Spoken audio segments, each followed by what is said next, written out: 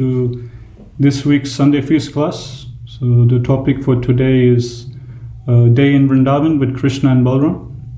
So we're going to be reading and discussing from our famous Krishna book. So we'll be discussing from the 15th chapter from Krishna book titled The Killing of Dhenukasura. This chapter is very nice and sweet because it gives us a nice insight into a day in Vrindavan with Krsna and Balrama along with their cowherd boyfriends, and they're very beautiful and pleasing pastimes. So before we start, we'll just quickly recite the invocation prayer for Krishna book. Krishna, Krishna, Krishna, Krishna, Krishna, Krishna, Krishna, He. Krishna, Krishna, Krishna, Krishna, Krishna, Krishna, Krishna, He. Krishna, Krishna, Krishna, Krishna, Krishna, Krishna, Rakshama. Krishna, Krishna, Krishna, Krishna, Krishna, Krishna, Pahima. Rama Raghava, Rama Raghava, Rama Raghava, Rakshama. Krishna Keshava, Krishna Keshava, Krishna Keshava, Pahima. Krishna book ki joy.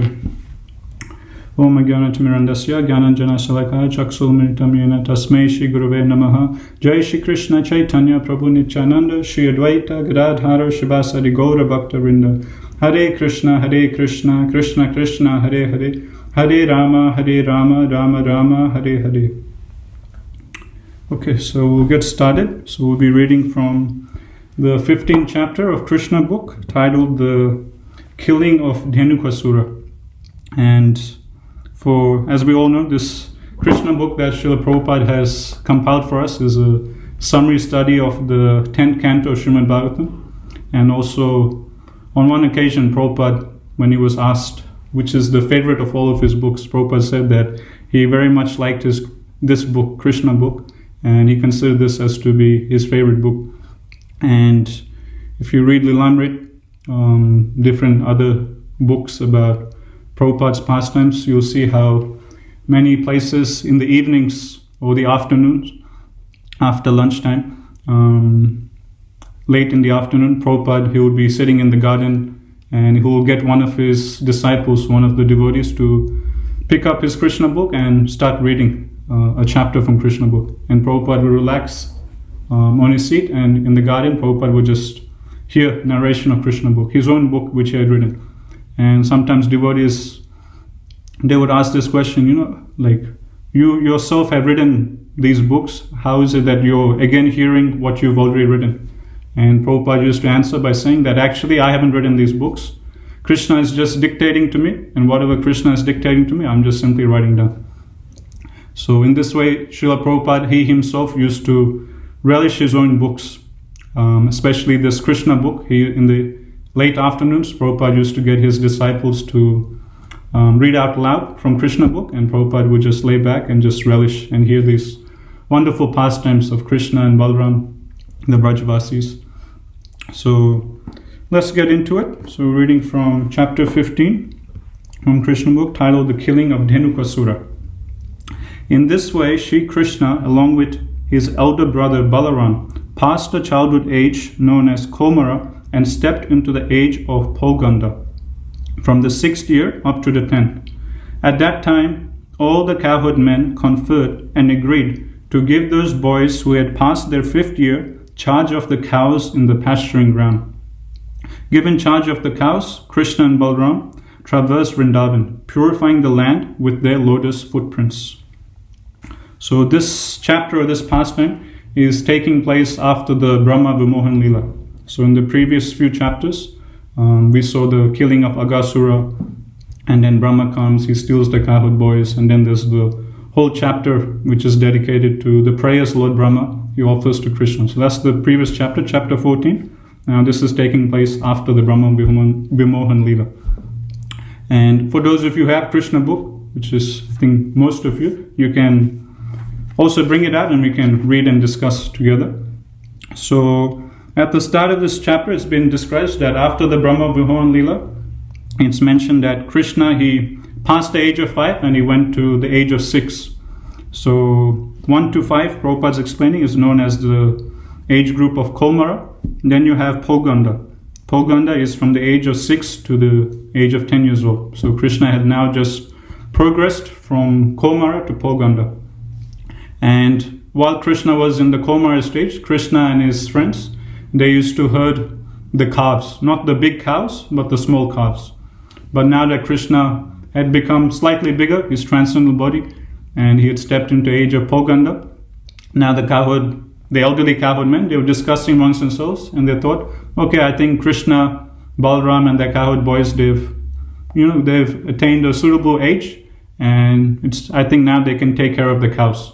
So now at this stage, when Krishna, he steps into the age of Poganda, after the Brahman Vimohan Leela, the elderly cowherd men, they give Krishna, Balram, the cowherd boys, the responsibility of taking care of the cows.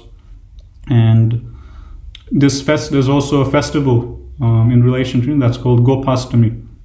And this is the day when Krishna, he gets this promotion to take care of the cows. And the acharyas like Vishnava Chakravarti Thakur, they gave further details of how Krishna used to take care of his cows. It's not like Krishna just had 2 or 3 cows, but he had hundreds and thousands of cows. And these cows of Krishna, they're of 4 different colors. The acharyas explained that the 4 colors are white, red, black, and yellow. And it's not that Krishna had 1 white cow, 1 red cow, 1 yellow cow, and 1 black cow. But no, he had many hundreds and thousands of cows, and these cows were divided into different groups. So it's mentioned that all of these thousands and thousands of cows that Krishna used to herd every day, which were Krishna's personal cows, they are divided into 108 groups. So we discussed the cows are of 4 different colors. So there's black, white, red, and yellow. And in each of these 4 different colors, there is 25 subgroups. So for the color white, the white cows, there's a further 25 divisions of white cows groups. Then there is 25 different varieties of black cows, and then there's 25 different subgroups of yellow cows and 25 different subgroups of red cows. So in this way there's 4 colors, and each color has their own another subgroups of 25. So 25 by 4 makes 100 groups, and each groups would have many cows. So in this way there's 100 different groups of cows Krishna has, and then there's 8 more left. So altogether Krishna has 108 different groups of cows. So the first 100 is of those 4 colors. Each color has 25 subgroups, so 25 times 4 is 100. And the last 8, they're like special groups that have distinct physical characteristics. For example, there's one group of cows whose head is shaped like that of a mridanga. So that particular group of cows is called the Mridanga Mukhi. So when Krishna would shout out, Mridanga Mukhi, come here, then all that group of cows whose heads are shaped like mridanga, they would all come running back to Krishna. And then there's another special group who would have the special distinctive physical characteristic of having a head like that of a lion. And they would be called Simha Mukhi. Simha means lion, Mukh means face. So when Krishna would shout out, Simha Mukhi, please come back, then that whole bunch of cows in that group of Simha Mukhi, in that group of having a lion-like head, they would all run back to Krishna. And then there'll be other groups that would have some kind of a tilak marking on their foreheads. So in this way, there's another extra 8 groups of cows with distinct physical characteristics, like having a head shaped like a mridanga, of that of a lion, tilak on the forehead, and so on. So in this way, Krishna has 108 groups of different cows. And the colors of the cows are 4 in color: black, white, red, and yellow. And also in the Bhagavatam, in 10th canto, further details are given of how Krishna, he keeps a string of gems, of 108 gems. And each gem refers to each one of those groups of cows. So because there's so many cows and so many groups of cows, Krishna, he doesn't want to lose any of the cows. So to keep track that he's gotten back all the cows after the cows have gone out for herding, eating the grass, and when he wants to call the cows back, for Krishna to keep a track of all the groups of cows have come back and none of them are missing, he keeps a special string with 108 gems. And so just like with japa, when we chant our rounds, we have like a string of 16 beads, and every time we finish chanting a round, we pull one bead down. Then after we finish chanting our second round, we pull our second bead down. And this way we keep a track. Okay, I've chanted 4 rounds so far, I've chanted 8 rounds so far, I've chanted, and finally once all those 16 beads are gone down, then we know, okay, I've finished my 16 rounds. So in the same way, Krishna has a similar string with beads, but they're all made with gems, and there's, instead of 16 wooden beads, there is 108 string of gems on Krishna's cow counting string. So every time one group of cows come back, then Krishna, he pulls one bead down. Then a second group of cows come back, then Krishna pulls another bead down. So in this way, after all 108 groups of cows has come back, on Krishna's little counter, all the 108 gems would have gone down. So in this way, this is how Krishna keeps track of all the different groups of cows. So there's some very beautiful descriptions given in Bhagavatam, in the 10th canto. In the Acharyas, they give these beautiful details of how Krishna takes care of his cows, and different details of the different varieties of cows Krishna and Balram had. And at the end of this first paragraph we just read, I'll just read it again. Given charge of the cows, Krishna and Balram traversed Vrindavan, purifying the land with their lotus footprints. So this is very significant of the significance of Krishna's lotus footprints. So Vrindavan is glorified because Vrindavan is always traversed, or is always covered with the lotus footprints of Krishna. So in Vrindavan, Krishna, he doesn't wear shoes like he does in Dwarka or Vaikuntha, but he walks bare feet.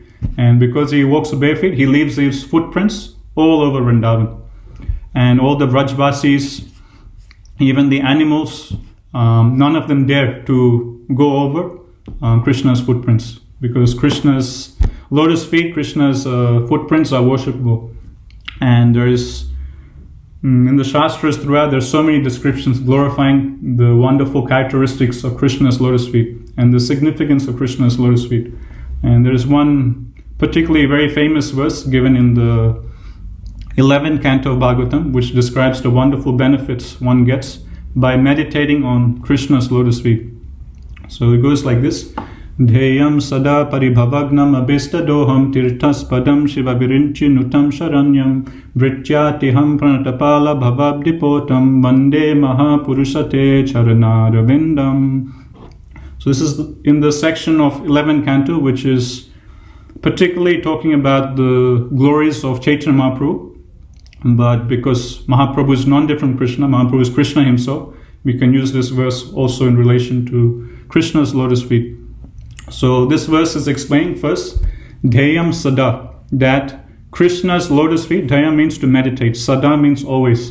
So Krishna's lotus feet is that object which should always be meditated upon. So one thing we can do is keep a picture of Gopinath's lotus feet on our phone, and whenever we want, we can just take darshan of Krishna's lotus feet. And the recommended way to take darshan, as we all know, is to start with Krishna's lotus feet, meditate on his lotus feet, then slowly make our way up to Krishna's lotus face. So firstly, this verse is mentioning Dheyam Sada, that Krishna's lotus feet is that object which is supposed to be meditated upon always, Sada. Then Paribhavagnam Abhistadoham. So Paribhavagnam means that Krishna's lotus feet destroy or dispel all the embarrassing situations of material life. So all the different anxieties, distresses, embarrassing conditions we're going through in material existence, if we simply meditate, if we simply take shelter of Krishna's lotus feet, of Gopinath's lotus feet, then one can get rid of all of these embarrassing situations. And then Abhista Doham. Abhista Doham means Dheyam Sada Paribhavagnam Abhista Doham. Abhista Doha means that Krishna's lotus feet, they bestow upon those who meditate upon it the actual hankering of the soul, the most inner hankering of the soul. And what is the inner hankering of the soul? Is Krishna prema, love for Krishna. So simply by meditating upon the lotus feet of Radha Gopinath, one can evoke his dormant love for Krishna. As we all know from Chaitanya Charitamrita, love for Godhead is not something that we attain externally. It's already present within the heart, but it's just dormant. It's just covered by layers of ignorance. But by hearing and chanting, we can revive the love for Krishna that we have in our heart. Nitya Siddha Krishna Preme Sajja Kabunai Shavanadi Sudachite Karayodai. So Nitya Siddha, which Nitya means my eternally Krishna Prem is there within our hearts. But at this stage, because we're conditioned as material world, it's covered over.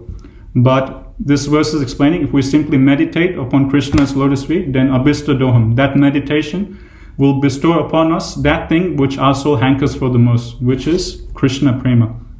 So just by coming to temple and taking darshan of Radha Gopinath's lotus feet, we can, just by that simple process, we can reawaken our love for Krishna. Then Tirthas Padam. Tirtha means holy places of pilgrimage. And it can also refer to saintly persons, sadhus and sages, because sages are just like holy places. Just like if you go to a holy place, you take bath, you get purified. Similarly, if you come in contact with great sages and devotees, when we come in contact with them, we get purified also.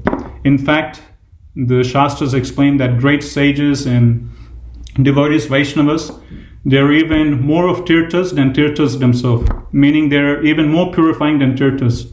The Shastras explain that if you go to a holy place of pilgrimage like Ganga, only after taking bath numerous times does one get freed of all sins. But the Vaishnavas, the pure devotees of the Lord, they are so powerful, they're so potent, and they're so pure that what to speak of coming directly in contact with them, speaking with them, hearing from them. If one simply just takes darshan of pure devotees, just from a distance, if one just with the eyes just looks at a Vaishnava, a pure devotee of the Lord, just that one act of taking darshan of a pure devotee, one can get free of all the sins that one has committed. So in this way, our acharyas, the Shastras, they glorify the wonderful potency of pure devotees of the Vaishnavas. Also elsewhere in Bhagavatam, the famous verses there which explains that great sages and saints, they're so potent that they purify even the holy places of pilgrimage themselves. When sinful people, they come, they take bath in holy place of pilgrimage, they leave all their sins behind. But when the Vaishnavas, they come and take bath in that same holy water, they free these holy tirthas of all those sins which are left over there. So in this way, the Shastras glorify the Vaishnavas even more than these holy places of pilgrimage. So Tirthas Padam. So Tirtha can either refer to holy place of pilgrimage or even great saintly personalities. And Padam means, Tirthas Padam means that Krishna's lotus feet is that abode, is the abode of all these tirthas. So all these different tirthas that are all over the universe where Krishna's pastimes will be performed, all these tirthas, abode is Krishna's lotus feet. They all emanate from Krishna's lotus feet. So if one simply takes shelter of Krishna's lotus feet, he gets the benefit of all these different tirthas. Tirthas Padam Shiva Virinchi Nutam Sharanyam. So Shiva refers to Shiva, then Viranchi refers to Lord Brahma. Sharanyam means shelter. That my Lord's lotus feet, Radha Gopinath's lotus feet, are so wonderful and so amazing and so great that even great demigods like Lord Shiva, four-headed Brahma, even they're taking shelter of those same lotus feet. So that's this second line. So Dheyam Sada Paribhavagnam Abhistadoham Tirthas Padam Shiva Virinchi Nutam Sharanam Brityatiham Pranatapala Bhavavdipotam. So the third line, Brityatiham. So Britya refers to Krishna's servant. So those devotees of the Lord, those servants of the Lord who bow down in front of Krishna's lotus feet. So we come to a temple, and before we take shelter, take darshan of Radha Gopinath, we offer our obeisances. So this verse is explaining for those devotees who offer their obeisances onto Krishna's lotus feet. It's mentioned when we do dandavats, it's not that we're just physically offering dandavats, but one of the items of offering dandavats is that in our mind we should meditate that we're touching Krishna's lotus feet. When we're offering dandavats to Prabhupada, so physically we offer dandavats, but while we're saying Prabhupada's pranam mantra, in our mind we should also meditate us touching Prabhupada's lotus feet, begging for his mercy. Same way when we come in front of Radha Gopinath on the other side of the temple, when we're offering obeisance to Radha Gopinath, again we physically we're offering dandavats, but also mentally we're meditating that we're bowing down in front of Radha Gopinath. So for those devotees who do this, who offer obeisances to Krishna's lotus feet, Krishna, this verse is explaining that for that person, Krishna, he removes all of their distresses, anxieties and sorrows. And also these lotus feet, Vrityatiham Pranatapala Bhavabdi Potam. So Bhava means the ocean of mature existence. Bhavabdi Potam. Potam means suitable boat. So for devotees, these lotus feet are like a suitable boat by which they can cross over the ocean of mature existence. So in this way you can see, like, I'm not sure how many points we covered. I think there's like 6, 7, 8 points. This verse explains about the glories of Krishna's lotus feet. So it's a very beautiful verse that we can meditate on, memorize, because there's so many wonderful glories given of Krishna's wonderful lotus feet. The reference for this, I'll just find. So this is 11th Canto, Chapter 5, text number 33. So 11.5.33. So it's a nice verse to mark down and memorize if possible. And also the Shastras, like the Puranas, they give descriptions of how Krishna's lotus feet, they have different symbols, as we all know, markings on Krishna's lotus feet. And there's 19 different marks on Krishna's lotus feet given in the Puranas. And there is a significance behind each of these marks on Krishna's lotus feet. Some time ago, I think it was Sunday feast class, Ghanshyam Prabhu was giving a whole class on this topic of Krishna's lotus feet. In that class, he was going through each one of those 19 symbols which come on Krishna's two lotus feet and talking about the significance of them. So we won't have time to go through that again. This is not a class on Krishna's lotus feet. The class is of Krsna and Balrama in Vrindavan. So we won't go into that, but for further details into Krishna's lotus feet, we can refer back to that class that Ghanshyam Prabhu gave on Krishna's lotus feet, about the different symbols on his lotus feet. For example, there's the symbol of a half moon on Krishna's lotus feet, and the significance of that is just like the moon's rays are considered to be very pleasing and soothing. So in the same way, and the moon's rays are supposed to have a very cooling effect.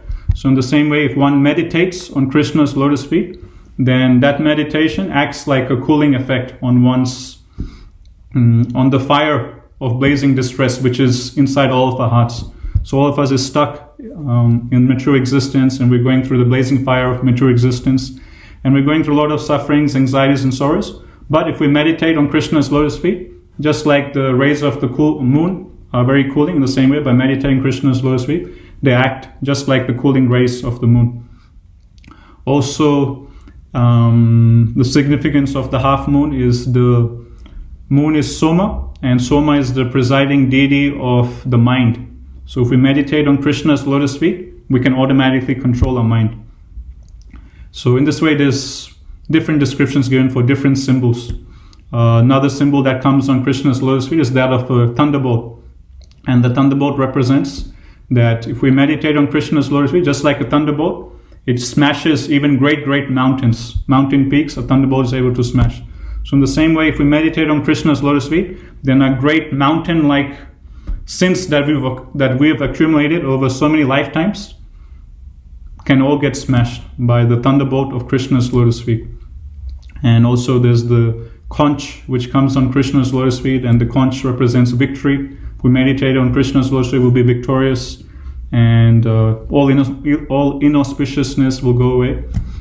So in this way, there's different descriptions given of the different symbols on Krishna's lotus feet and the significance of them. For details of that, as I was mentioned before, we can refer back to that class that Ghanshyam Prabhu gave some time ago about Krishna's lotus feet.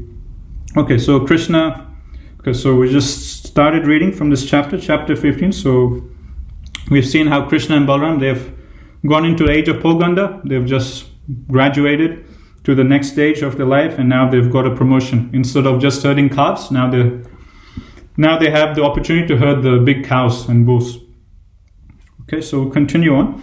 Accompanied by the cowherd boys and Balram, Krishna brought forward the cows and played on his flute as he entered the forest of Vrindavan, which was full of flowers, vegetables, and pasturing grass. The Vrindavan forest was as sanctified as the clear mind of a devotee, and was full of bees, flowers, and fruits.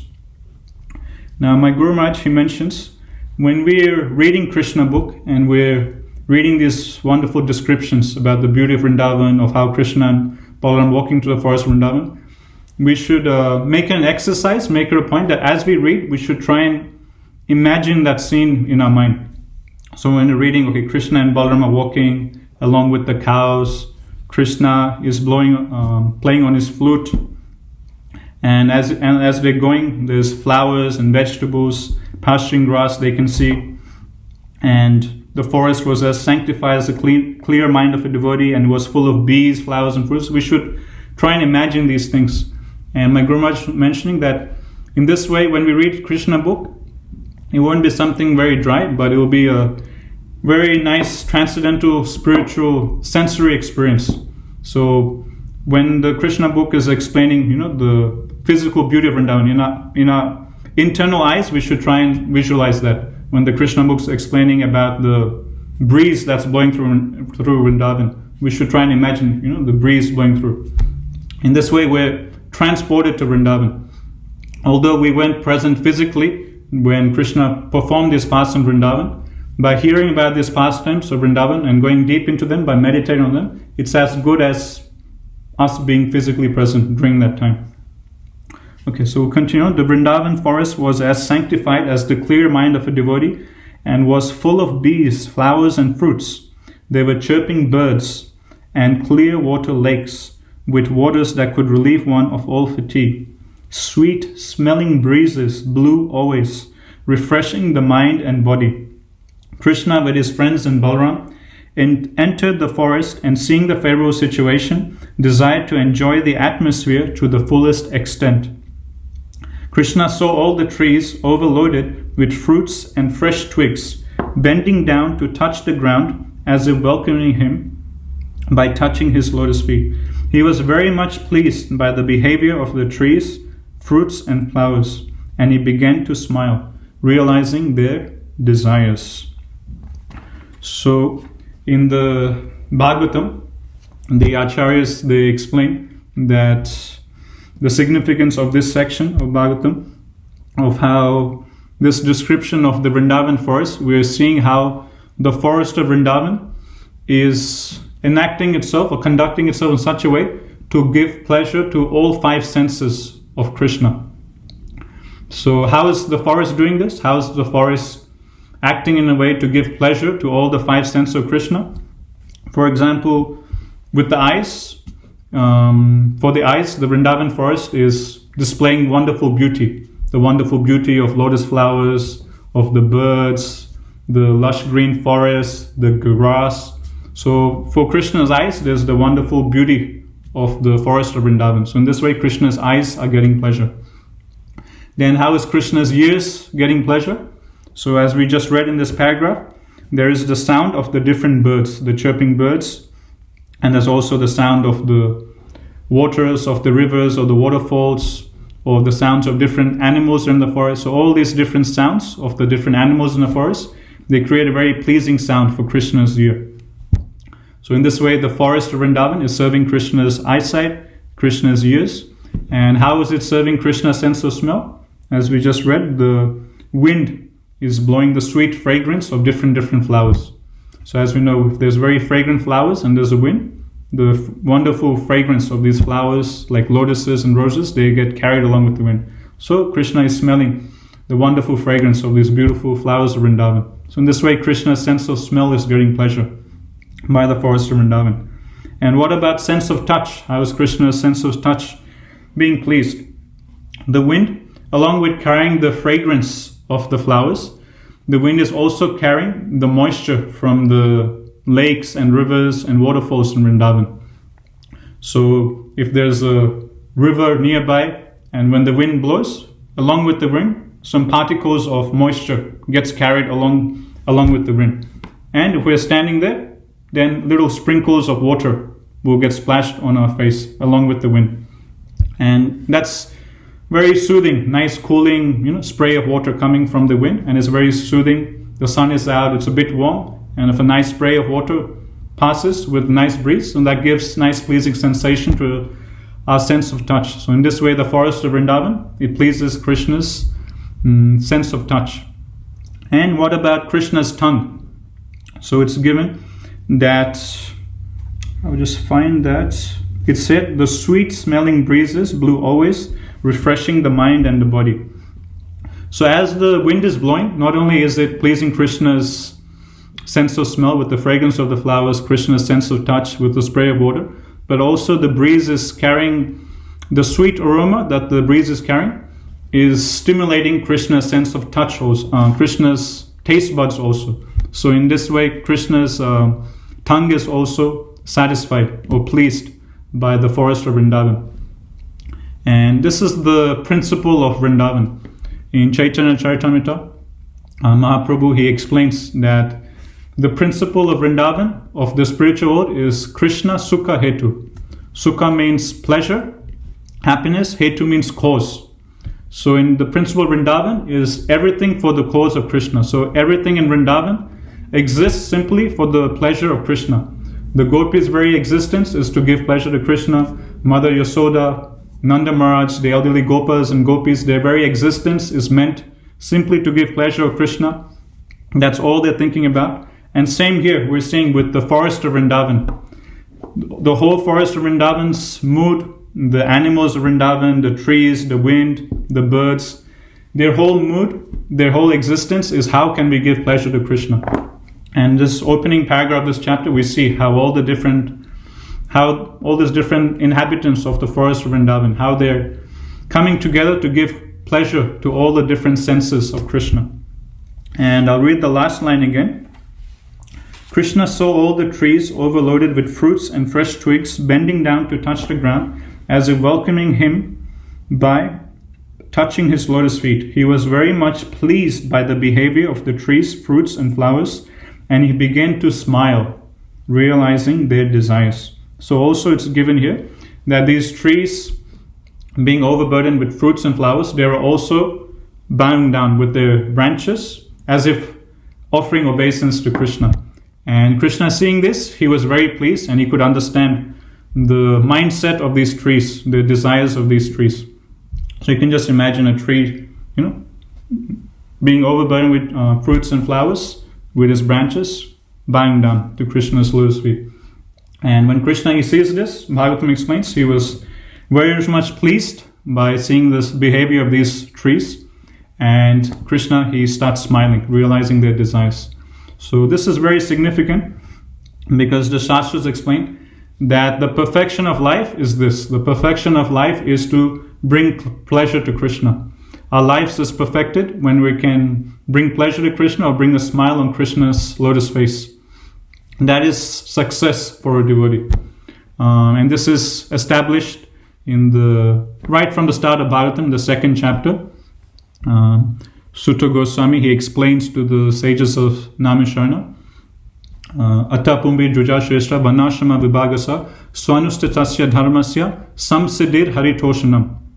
So Sutta Goswami is explaining to the sages of Namisharna that Atapumbi Juja Shrestha Vanashama Vibhagasa. So in our Vanashrama, all the different duties that we have for a brahmachari, sannyasi, grahastha, vaishya, shudra, brahmana, the perfection of all these duties, of all the dharma, all the activities we do in our life, it gets perfected only when Samsiddhir Hari Toshanam. Only when Hari, Lord Hari, Krishna, or rather Gopinath are Toshanam. Only when they're pleased, only when they're happy, when they're satisfied, if we're able to do that with our activities, then whatever we've done is a success. If Krishna is not pleased, if Krishna is not happy, then whatever things we've done is not a success, it's a failure. Just like in the working world, we have a thing called KPI. KPI means Key performance indicator. So in different jobs, you'll have different KPIs. Now, okay, if you're able to tick this, okay, you've performed well, okay, you get a promotion or whatever. So in the working world, we have a thing called KPI, key performance indicators, by which one can judge, how successful is this employee or how successful is this person. In sports, the KPI in cricket would be, for a batsman, his KPI is how many runs he scored, how many centuries he scored. For a bowler, his KPI would be how many wickets he's taken. In soccer, the KPI or the success of a soccer player is how many goals he scored. This soccer player, he scored 100 goals, 200 goals.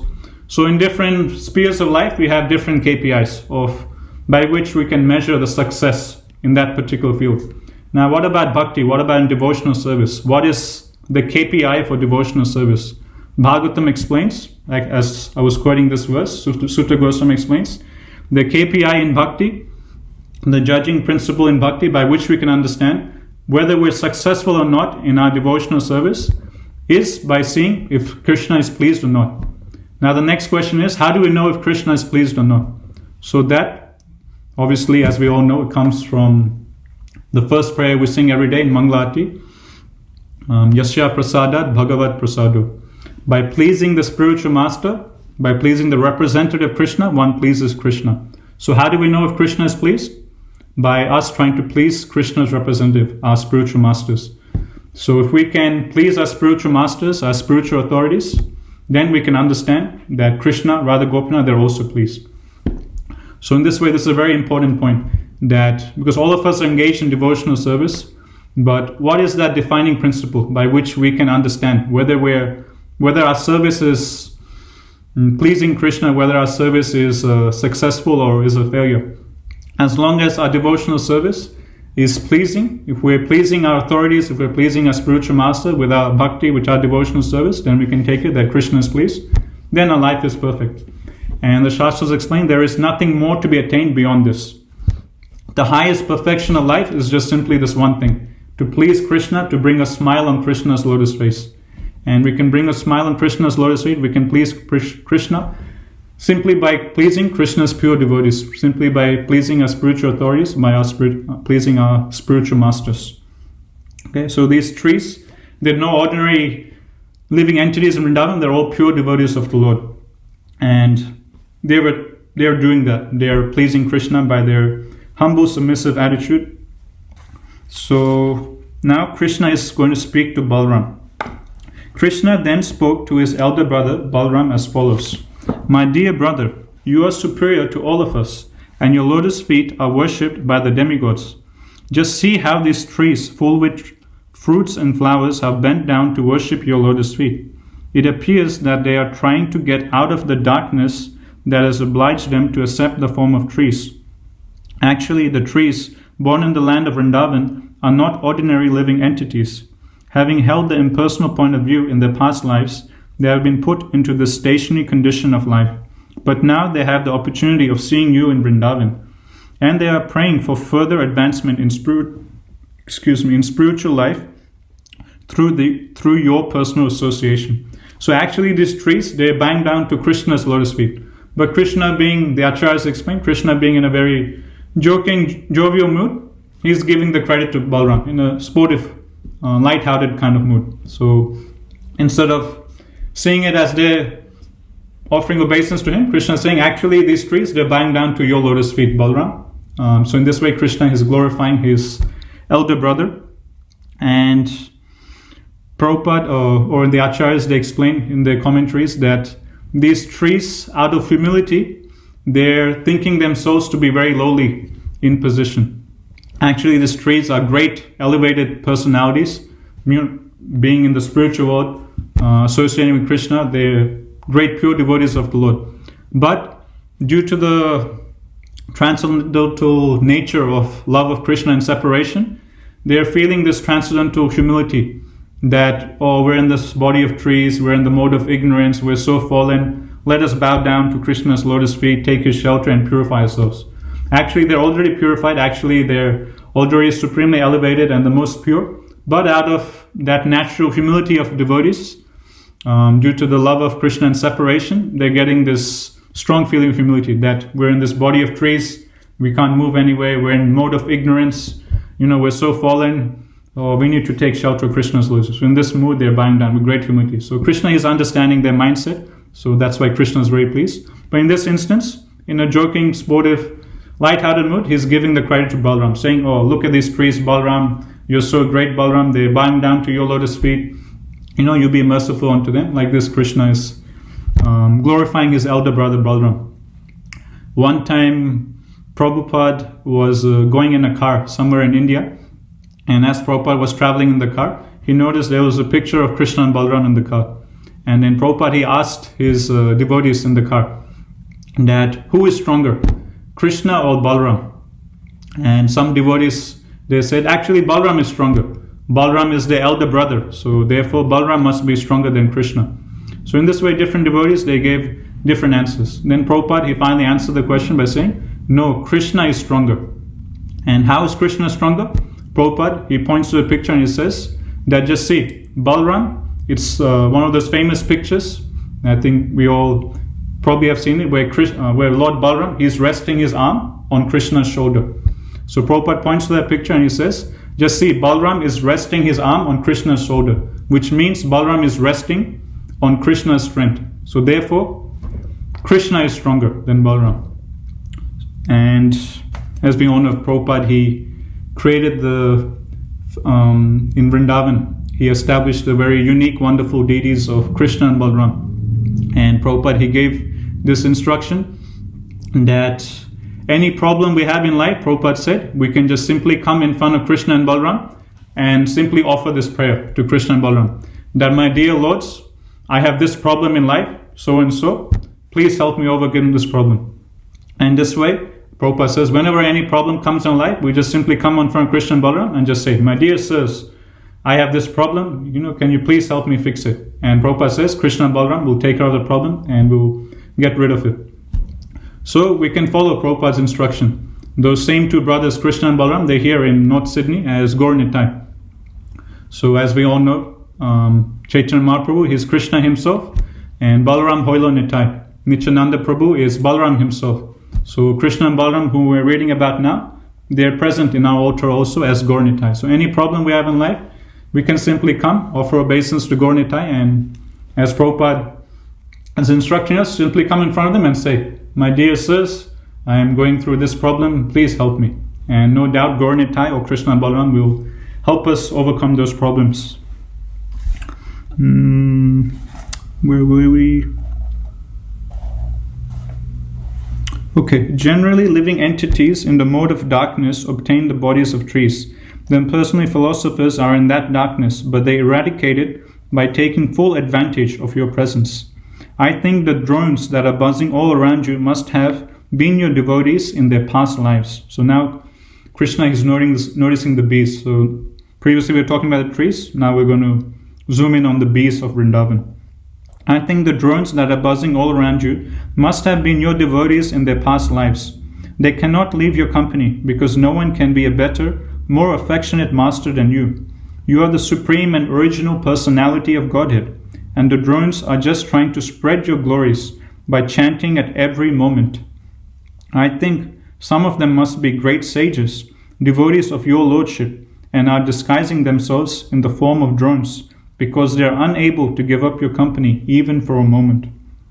So from the bees of Vrindavan, we can take the lesson to chant constantly about Krishna's glories 24 hours a day. So many places in Prabhupada's books, letters, lectures, you make this point. 24 hours a day, we need to be engaged in service. 24 hours a day, we need to be chanting Hare Krishna, chanting the glories of Krishna. So this lesson we can learn from the bees of Vrindavan that are always buzzing, singing the glories of Krishna and Balram. My dear brother, you are the supreme worshipful Godhead. Just see how the peacocks are dancing before you in great ecstasy. The deer, whose behavior is just like that of the gopis, are welcoming you with the same affection. And the cuckoos who are residing in this forest are welcoming you with their joyful sweet cries, because they consider that your appearance in their home is so auspicious. Even though there are trees and animals, these residents of Vrindavan are glorifying you. They are prepared to welcome you to the best of their ability, as is the practice of great souls in receiving another great soul at home. As for the land, it is so pious and fortunate because the footprints of your lotus feet are marking its body. It is quite natural for these inhabitants to thus receive a great personality like you. The herbs, creepers, and plants are also so fortunate to touch your lotus feet. And by your touching the twigs with your fingernails, these small plants are also made glorious. As for the hills and the rivers, they too are now glorious because you are glancing at them. Above all, the damsels of Vraja, the gopis, are the most glorious because you embrace them with your strong arms, being attracted by their beauty. So first we saw about the trees of Vrindavan, then we saw about the bees, then the peacocks that are dancing in front of Krishna and Balram, the deers, and then finally we were hearing about the herbs, creepers, and plants again. Again, Krishna is glorifying Balram, that these herbs and creepers and plants, they are further glorified because they are touched by your fingernails. So as Krishna and Balram would traverse through Vrindavan, they would pick different fruits and flowers from different trees for their pastimes, either to eat the fruits, or sometimes they would use different fruits to play different sports or games. Just like in the material world, we have so many different sports, and if you look around, all the major sports in our lives is all to do with, they're all ball games. Like you have soccer, you play with a ball, basketball, again, you bounce a ball, cricket, baseball, you hit a ball. So all the major sports all around the world are to do with balls. And where is this all coming from? It's all coming from the spiritual world. In the spiritual world, Krishna and their cowherd boyfriends, they play different games, and a lot of the games are to do with balls also. So they'll play different games with balls, like they'll throw the ball high up in the sky and try and catch them, or they would even play, Prabhupada writes in Krishna book, they will even use different circular fruits and kick the fruits around and play different ball games also. So either they would pluck some fruits either to eat or to play games, or they would pluck some flowers to decorate themselves or to smell the flower, and sometimes they would take some leaves also to put on their turbans or crowns to decorate themselves. So in this way, as they would traverse the forest, they will end up touching different trees and plants and creepers. So Krishna here is glorifying that as you, Balram, as you go around plucking flowers, plucking fruits and leaves, by your transcendental touch, these plants, herbs, and creepers, their existence is more glorified, they get more purified, and in this way they make further advancement. In this way they glorify, in this way they're very glorious. Then finally Krishna, he talks about the hills and the rivers. They too are glorious. How?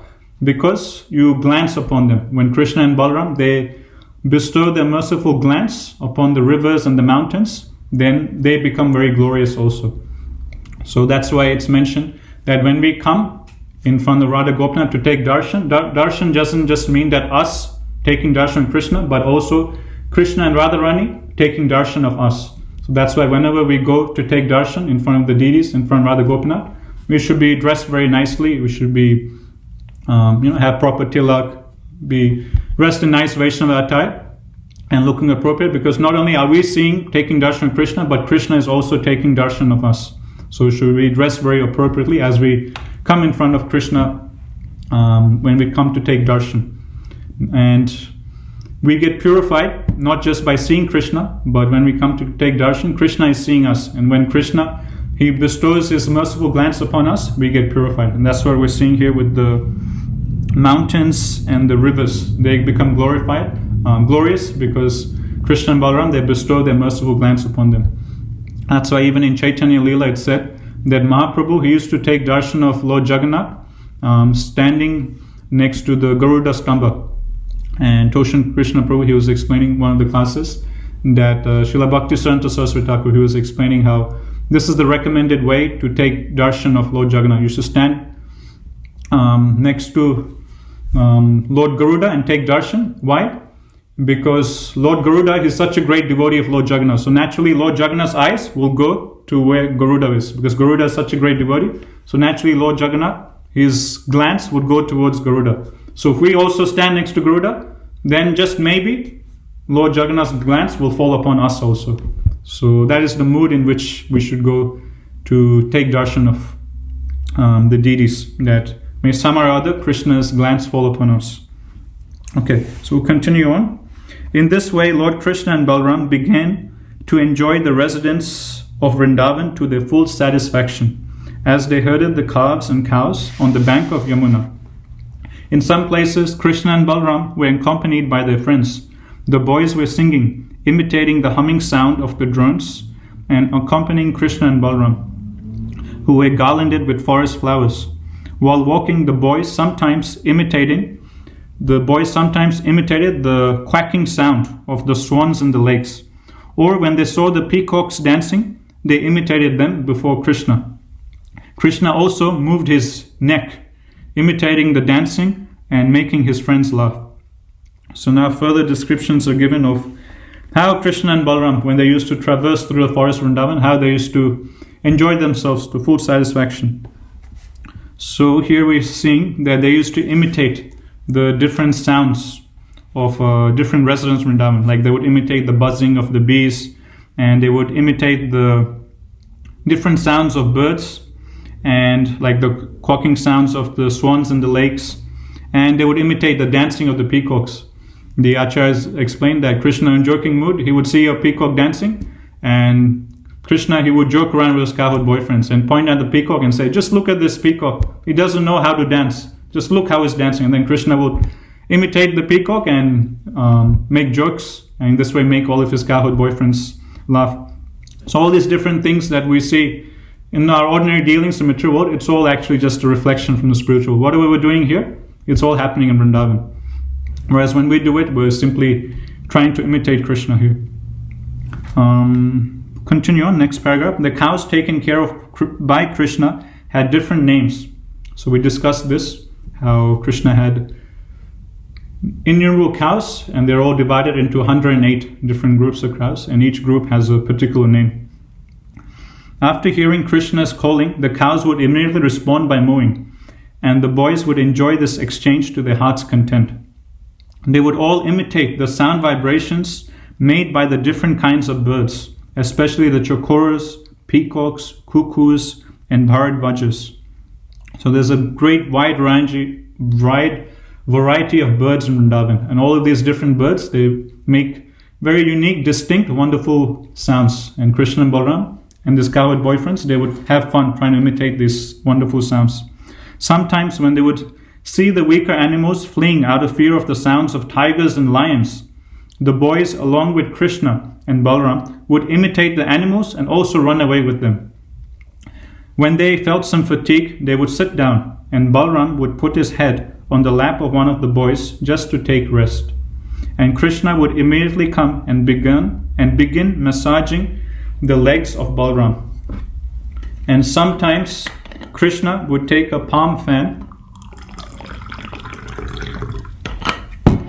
and fan the body of Balram, causing a pleasing breeze to relieve him of his fatigue. Other boys would sometimes dance or sing while Balram took rest, and sometimes they would wrestle among themselves or jump. When the boys were thus engaged, Krishna would immediately join them, and catching their hands, he would enjoy their company and laugh and praise their activities. When Krishna would feel tired and fatigued, he would sometimes take shelter of the root of a big tree or the lap of a cowherd boy and lie down. When he would lie down with a boy or a root as his pillow, some of the boys would come and massage his legs and would fan his body with a fan made from leaves. Some of the more talented boys would sing in very sweet voices to please him. Thus, very soon his fatigue would go away. The Supreme Personality Godhead Krishna, whose legs are tended by the goddess of fortune, shared himself with the cowherd boys as one of them, expanding his internal potency to appear exactly like a village boy. But, despite his appearing just like a village boy, there were occasions when he proved himself to be the Supreme Personality of Godhead. Sometimes men pose themselves as the Supreme Personality of Godhead and cheat innocent people. But they can only cheat. They cannot exhibit the potency of God.